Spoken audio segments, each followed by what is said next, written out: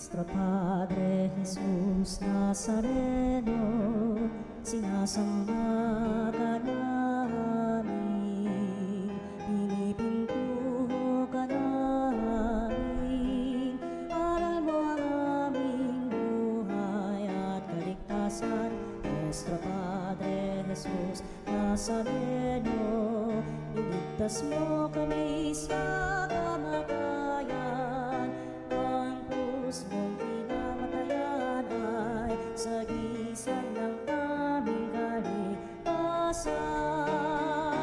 Nuestro Padre Jesus Nazareno, dinarangal ka namin. Nuestro Padre Jesus Nazareno, inulwalhati ka namin. Nuestro Padre Jesus Nazareno, inarangal ka namin. Nuestro Padre Jesus Nazareno, inulwalhati ka namin.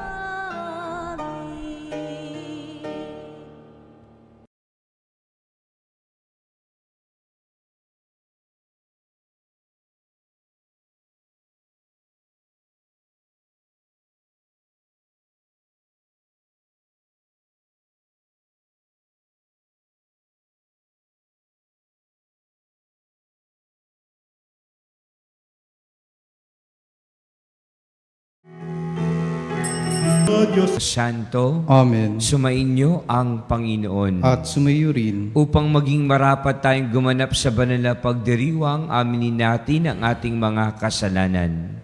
Inaamin ko sa makapangyarihang Diyos at sa inyo mga kapatid, na lubha akong nagkasala sa isip, sa salita at sa gawa, at sa aking pagkukulang. Kaya sinasamo ko sa mahal na Birheng Maria, sa lahat ng mga anghel at mga banal, at sa inyo mga kapatid, na ako'y panalangin sa Panginoong ating Diyos.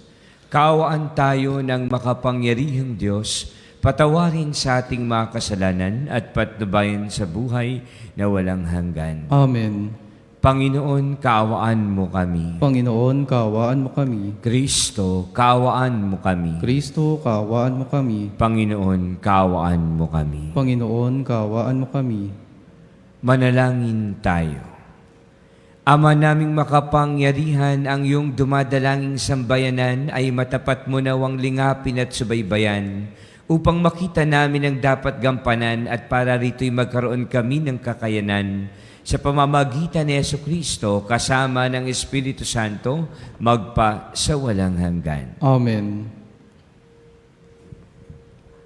Ang simula ng unang aklat ni Samuel. Sa Ramataim Zophim, isang maburol na lugar sa Ephraim, ay may nakatirang lalaki na Elkana ang pangalan. Siya'y anak ni Jeroham at apo ni Eliu, na anak ni Tohu, at apo ni Zuf na Efrateo. Dalawa ang asawa ni Elkana, sina Ana at Penina. May mga anak si Penina, ngunit si Ana ay wala. Taon-taon, pumupunta si Elkana sa Silo upang sumamba sa Panginoon, sa lugar na pinaglilingkuran ng mga anak ni Eli, na sina Ofni at Finis bilang mga saserdote. Tuwing maghahandog si Elkana, binibigyan niya ng tig-iisang bahagi si Penina at ang mga anak nito. Ngunit kay Ana, bagamat mahal niya, ay isang bahagi lamang ng handog ang ibinibigay niya sapagkat wala itong anak. Dahil dito, lagi siyang tinutuya ng karibal niyang si Penina. Ito'y ginagawa ni Penina taon-taon tuwing pupunta sila sa bahay ng Panginoon. Labis naman itong dinaramdam ni Ana, ano pa't naiiyak siya at hindi makakain. Kaya't nilalapitan siya ni Elkana at tinatanong, Ana, bakit umiiyak ka na naman? Ayaw mong kumain. Bakit ka ba ganyan? Mahalaga pa ba sa iyo ang 10 anak kaysa akin? Ang salita ng Diyos. Salamat sa Diyos. Maghahandog ako sa Diyos ng pagpupuring malugod. Maghahandog ako sa Diyos ng pagpupuring malugod. Sa Diyos ko't Panginoon, anong aking ihahandog? Sa lahat ng kabutihan na sa akin ay kaloob. Ang handog ko sa dambana ay inumin na masarap, bilang aking pagkilala sa ginawang pagliligtas. Maghahandog ako sa Diyos ng pagpupuring malugod. Sa tuwinang magtitipon ang lahat ng kanyang hirang, ang anumang pangako ko ay doon ko ibibigay. Masakit sa kalooban ng poon kung may papanaw. Kahit ito ay iisa, labis siyang magdaramdam. Maghahandog ako sa Diyos ng pagpupuring malugod. Kapag nagsasama-sama ang lahat ng iyong hirang, sa templo sa Jerusalem ay doon ko ibibigay. Ang anumang pangako kong sa iyo ay binitiwan. Maghahandog ako sa Diyos ng pagpupuring malugod.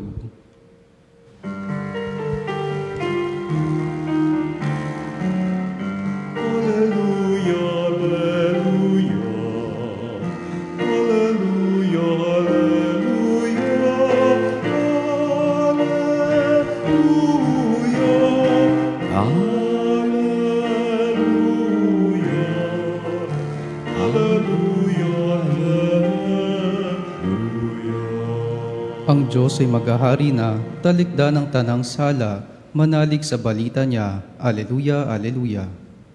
Sumainyo ang Panginoon. At sumayo rin, Ang mabuting balita ng Panginoon ayon kay San Marcos. papuri sa iyo, Panginoon.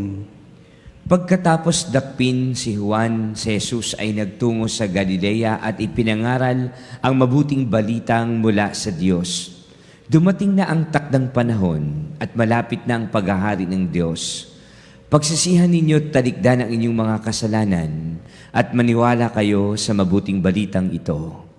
Samantalang naglalakad si Jesus sa tabi ng lawa ng Galilea, nakita niya ang magkapatid na Simon at Andres, naghahagis ng lambat. Sila'y mangingisda. Sinabi ni Jesus, sumama kayo sa akin at kayo'y gagawin kong mamalakaya ng tao. Pagdakay iniwan nila ang kanilang lambat at sumunod sa Kanya. Nagpatuloy siya ng paglakad at sa di kalayuan ay nakita niya ang magkapatid na Santiago at Juan, mga anak ni Zebedeo. Sila'y nasa kanilang bangka at naghahayuman ng mga lambat. Tinawag din sila ni Jesus at sumunod naman sa Kanya. Iniwan nila sa bangka ang kanilang ama kasama ang mga taong upahan. Mga kapatid, ang mabuting balita ng Panginoon. Pinupuri ka namin, Panginoong Hesukristo. Kamusta na po kayo mga kapanalig sa ating mga nakikinig at sa mga nanonood sa ating mga social media account? Tunay nga na tayo ngayon ay nasa ordinaryong panahon. At simula ng ating misyon, simula ng ating ministeryo, katulad ng Panginoon, puno ng kagalakan, puno ng kapayapaan, puno ng pag-asa at kaliwanagan. Maihatid at maiparating nawa natin sa lahat ang mabuting balita. Na sa buhay natin, tayo nawa ay lagi maging mamalakaya ng mga tao. Tayo nawa ay laging tawagin ng Panginoon at tayo nawa ay laging tumugon sa Kanyang panawagan. Bakit nga kaya ang mga alagad ay dali-daling tumugon? Dali-daling iniwan ang kanilang ginagawa at iniwan ang kanilang lambat, ang kanilang bangka, ang kanilang sagwan at ang kanilang pamilya at sumunod sa Panginoon. Sapagkat tunay nga na kapag ang Panginoon ang tumawag, hindi ka na magdadalawang isip na tumugon, na sumunod, na makinig at mag-alay ng iyong buhay para sa Panginoon. Sana nga lahat mayroong ganong pag-iisip na pag ang Panginoon ang tumawag ay hindi ka na magdadalawang isip. Kung minsan, meron tayong mga taong tinatawag para maglingkod, pero ang daming dahilan. Para bagang napakabigat sa kalooban na sumunod at maglingkod at magbigay ng kanilang sarili. Tunay nga na sa kabila na maraming iniisip, Maraming pinagkakaabalahanan, maraming dapat bigyan ng importansya at pagpapahalaga sa buhay para bagang ang pananampalataya ay naisasantabi na lamang. Laging ito ay maging malaking hamon para sa atin. Naroon nawa sa ating puso ang kagalakan, naroon nawa sa ating puso ang kalayaan, naroon nawa sa ating puso higit sa lahat ang pagmamahal. Sa ating ginagawa, sa ating pag-aari ng ating sarili, lalo na kung ito'y tungkol at para sa Diyos. Kaya ang tanong sa atin, meron ba tayong mga bagay na hindi natin maiwanan? Merong mga bagay na hanggang ngayon hinihila pa rin natin na parang mga lambat na nagpapabigat sa ating kalooban. Meron pa ba mga pagkakataon na kung saan hindi natin matanaw ang bukas na sa atin naghihintay sapagkat patuloy pa rin tayong nalilito at naguguluhan sa mga problema at pagsubok na ating pinagdadaanan. Panginoon, lagi nawa naming tahakin ang landas patungo sa iyo. Lagi nawa bigyan mo kami ng liwanag at pag-asa upang sa kabila ng mga hamon, sa kabila ng mga pasanin, sa kabila ng mga hirap, pagtitiis at sakripisyo, ay makita namin na sa kabila ng lahat ng ito ay mayroong pagpapala, mayroong biyaya, mayroong liwanag na sa amin ay iyong ibinigibigay at ipinagkakaloob. Ano ang laging hamon? Magsisi, maniwala sa mabuting balita. Sapagkat mahirap kung tayo ay lumalapit sa Kanya, pero hindi pa rin tayo nagsisisi. Mahirap na tayo naglilingkod sa Kanya, pero hindi pa rin tayo nagbabago. Mahirap na nandoon ang ating puso sa paglilingkod, pero meron pa rin tayong mga hindi na ibibitawan ng mga pagkakamali at pagkukulang sa buhay. Totoo na kung sino pa yung may mga kahinaan at pagkukulang, pero sila pa yung porsigido at sila pa yung may oras at panahon para magbigay ng sarili sa Panginoon. Turuan mo kami, Panginoon. Patawarin mo kami, Panginoon. Linisin mo kami, Panginoon, at hugasan sa aming mga kasalanan. At nawa, bilang tumutugon, bilang naglilingkod, bilang sumusunod, maging karapat-dapat nawa kaming iyong mga alagad at mga tagasunod sa mabuting balita na handa naming ipahayag kahit saan at kahit sino ang aming kaharap at sa mga taong aming pinaglilingkuran. Amen.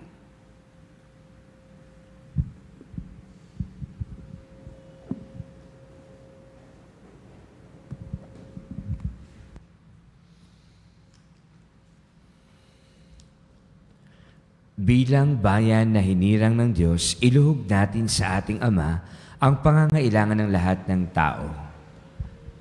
Amang humirang sa amin, pagpalain mo ang aming buhay. Amang humirang sa amin, pagpalain mo ang aming buhay.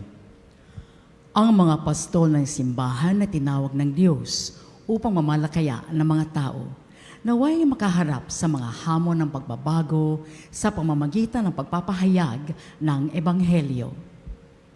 Manalangin tayo sa Panginoon. Amang humirang sa amin, pagpalain mo ang aming buhay.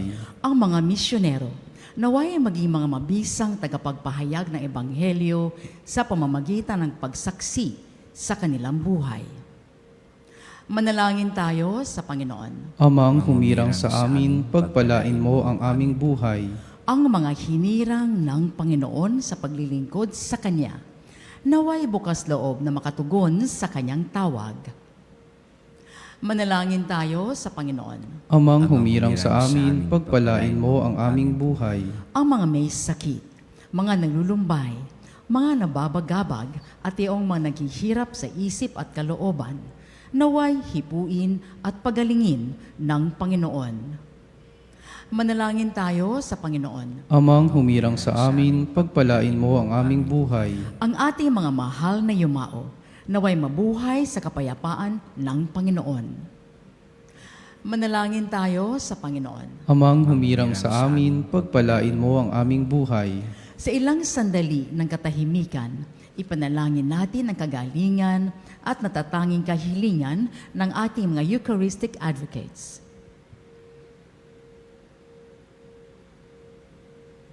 Manalangin tayo sa Panginoon. Amang humirang sa amin, pagpalain mo ang aming buhay.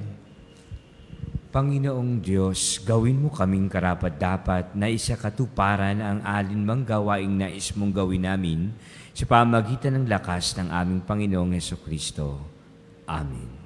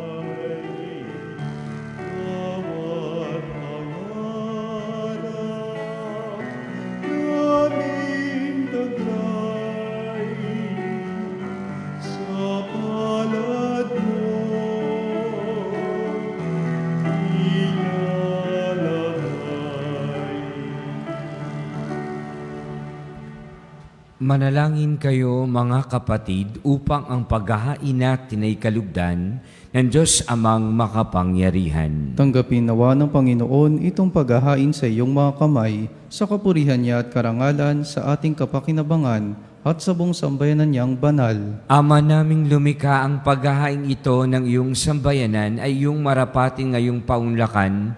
Pakundangan dito, mapasa amin nawa ang iyong kabanalan at ang masugid naming dalangin na iyong pagbigyan. Sa pamamagitan ni Jesucristo, kasama ng Espiritu Santo, magpa sa walang hanggan. Amen. Sumainyo ang Panginoon. At sumayo rin. Itaas sa Diyos ang iyong puso at diwa. Itinaas na namin sa Panginoon. Pasalamatan natin ang Panginoong ating Diyos. Marapat na siya ay pasalamatan. Ama naming makapangyarihan, tunay ngang marapat na ikaw ay aming pasalamatan. Sa iyong paglingap at kagandahang loob, ang tao'y nilikha mo't pinangasiwa sa sansinukob. Sa hangad mong siya'y iwastong lubos, siya'y pinagdusa mo sa kanyang pagtalikod. Sa iyong paggiliw, iyong ipinahintulot na makabalik siya sa pamamagitan ni Kristo Jesus. Kaya kaisa ng mga anghel na nagsisiawit ng papuri sa iyo, nang walang humpay sa kalangitan, kami nagbubunyi sa iyong kadakilaan. Santo, Santo, Santo, Panginoong Diyos makapangyarihan, napupuno ang langit at lupa, kalwalhatian mo. Hosana sa kaitaasan, pinagpalang na paririto sa ngalan ng Panginoon. Hosana sa kaitaasan. Ama naming banal, ikaw ang bukal ng tanang kabanalan.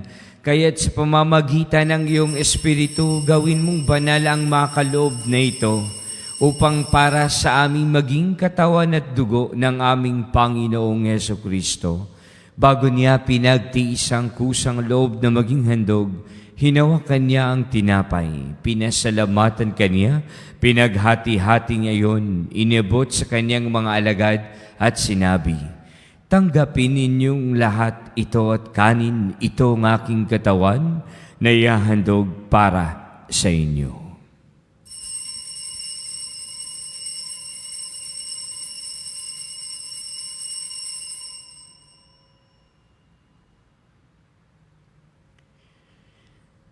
Gayon din naman nung matapos ang hapunan, hinawakan niya ang kalis, muli kanyang pinasalamatan.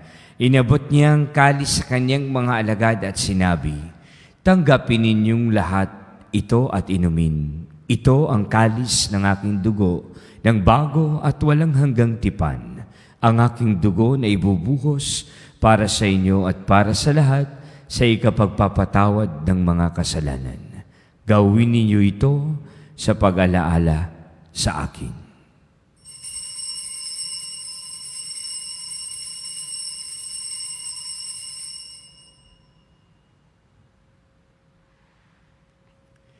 Ipagbunyi natin ang misteryo ng pananampalataya. Si Kristo ay gunitain, sarili ay inihain.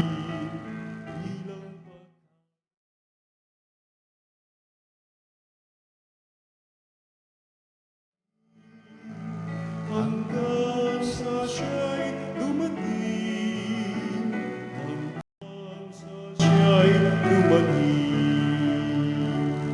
Ama, ginagawa namin ngayon ang pag-alaala sa pagkamatay at muling pagkabuhay ng iyong anak. Kaya't nialay namin sa iyo ang tinapay na nagbibigay buhay at ang kalis na nagkakaloob ng kaligtasan. Kami nagpapasalamat dahil kami yung minarapat na tumayo sa harap mo para maglingkod sa iyo. Isinasamo namin kami magsasalo-salo sa katawan at dugo ni Kristo ay mabuklod sa pagkakaisa sa pamamagitan ng Espiritu Santo. Ama, lingapin mo ang iyong simbahang laganap sa buong daigdig. Puspusin mo kami sa pag-ibig kay isa ni Leo na aming Papa, ni Elias na aming Obispo at ng Tanang Kaparian. Alalahanin mo rin ang mga kapatid naming nahimlay na may pag-asang sila'y muling mabubuhay, gayon din ang lahat ng mga pumanaw. Kaawaan mo sila at patuloyin sa iyong kaliwanagan. Kaawaan mo at pagindapatin kaming lahat na makasalo sa iyong buhay na walang wakas. Kaisa ng mahal na Birheng Maria na Ina ng Diyos, San Jose na kabiyak ng kanyang puso, kaisa ng mga apostol at lahat ng mga banal na namuhay dito sa daigdig ng kalugod-lugod sa iyo, maipagdiwang nawa namin ang pagpupuri sa ikararangal mo sa pamamagitan ng iyong anak na aming Panginoong Hesu Kristo. Sa pamamagitan ni Kristo, kasama niya at sa Kanya, ang lahat ng parangal at papuri ay sa iyo, Diyos Amang makapangyarihan, kasama ng Espiritu Santo, magpasawalang hanggan. Amen.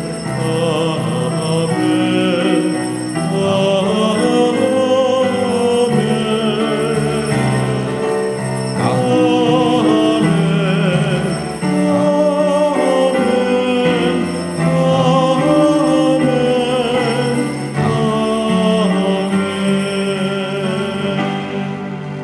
Sa tagubili ng mga nakagagaling na utos at turno ni Jesus, na Panginoon natin at Diyos, ipahayag natin ang lakas loob. Namin, sumasalangit ka, sambahin ang ngalan mo, mapasa amin ang kaharian mo, sundin ang loob mo, dito sa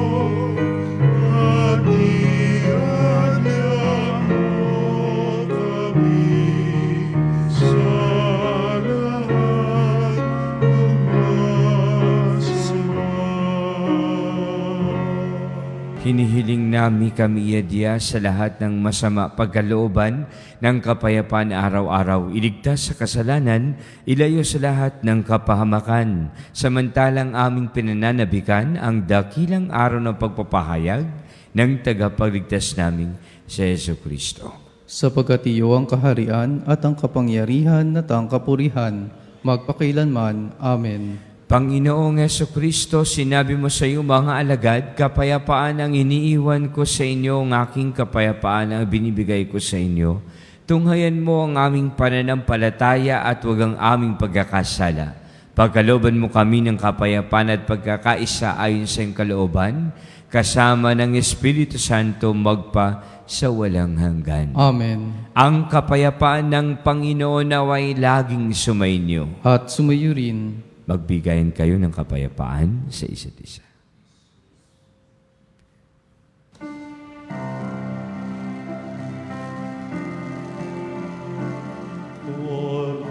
Cordero ng Diyos na nag-aalis ng mga kasalanan ng mundo, maawa ka sa amin. Cordero ng Diyos na nag-aalis ng mga kasalanan ng mundo, maawa ka sa amin. Cordero ng Diyos na nag-aalis ng mga kasalanan ng mundo, ipagkaloob po ninyo sa amin ang kapayapaan.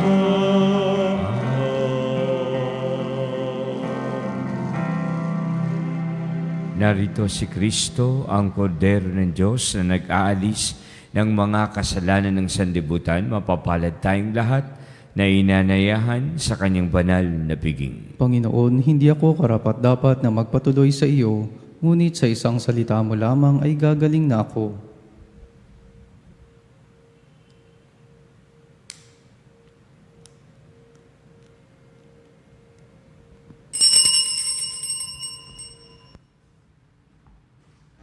Mga kapanalig, ating dasalin ang komunyong espiritual.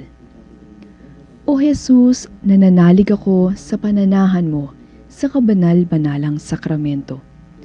Minamahal kita higit sa lahat at hangad ka ng aking kaluluwa. Hindi ko man matatanggap ngayon ang iyong katawan at dugo, inaasahan ko na patuloy kang mamumuhay sa aking puso. Naniniwala ako na narito ka at kaisa ka ng aking buong pagkatao. Huwag mong ipahintulot na mawalay ako sa iyo. Amen.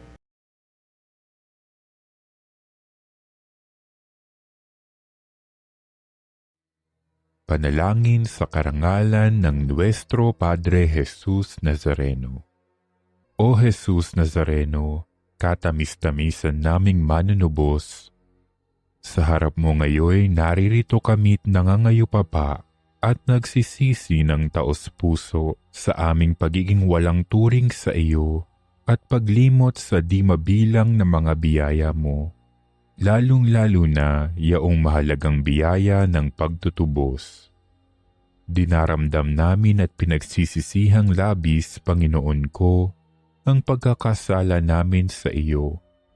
Ikinalulungkot namin ang pagiging dahilan ng pagpapasan mo ng krus na iyan sa gitna ng mga hirap at kapaitan, hanggang sa inihandog mo ang iyong buhay sa bundok ng Kalbaryo, sa pagkaibig mo lamang na matubos kami at ang sangkatauhan mula sa sala. Pakabanalin mo, O Panginoon, ang aming pagnanais at ipagtanggap mo sa amin ang iyong biyaya. Maging tagapamagitan nawa ang iyong ina, ang kalinis-linisang Birheng Maria.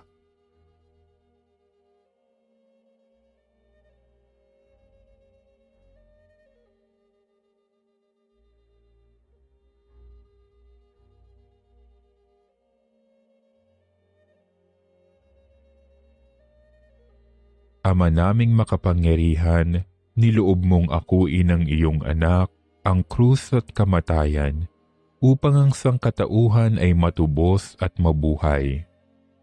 Ang pag-ako namin sa krus at kamatayan dito sa lupa, ayon sa diwa ng pagsunod sa iyong loob, na ginanap ng iyong anak, ay magpagindapat nawa naming kamtin ang lubos na katubusan at pagkabuhay sa iyong piling, sa pamamagitan ni Hesukristo, kasama ng Espiritu Santo, magpasawalang hanggan. Amen. Nuestro Padre Jesus Nazareno, Panginoon namin at Diyos, kaawaan mo kami.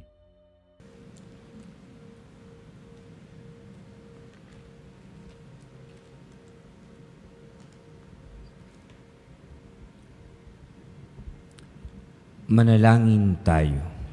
Ama naming mapagmahal, hinihiling namin kami pagbigyan, pakundangan sa iyong dulot na pakikinabang. Ipagkaloob mong ikaw ay aming paglingkuran sa pamumuhay namin sa parang iyong kinalulugdan. Sa pamamagitan ni Jesucristo, kasama ng Espiritu Santo, magpa sa walang hanggan. Amen.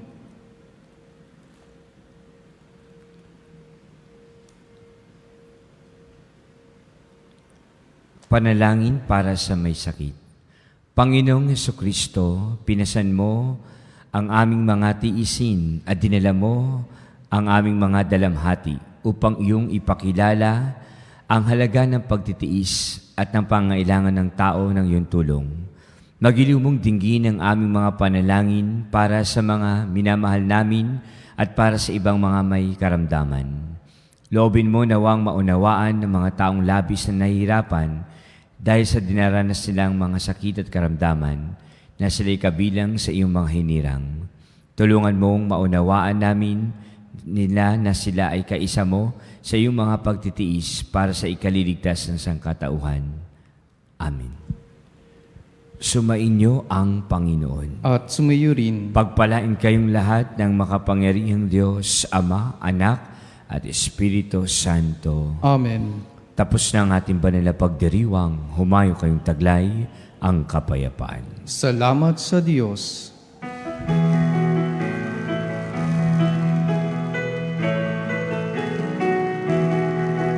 Magsinawit kayo sa Panginoon. Hallelujah! Magsinawit sa Panginoon. Purihin, purihin ang kanyang pangalan. Ipahayag, ipahayag ang dulot niyang kalikasan.